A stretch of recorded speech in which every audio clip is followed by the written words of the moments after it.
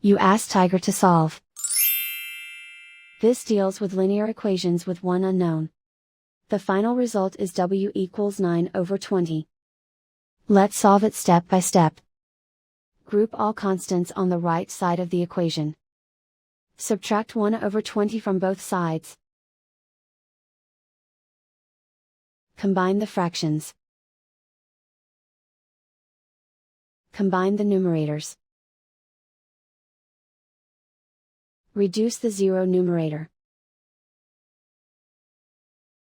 Simplify the arithmetic. Find the lowest common denominator.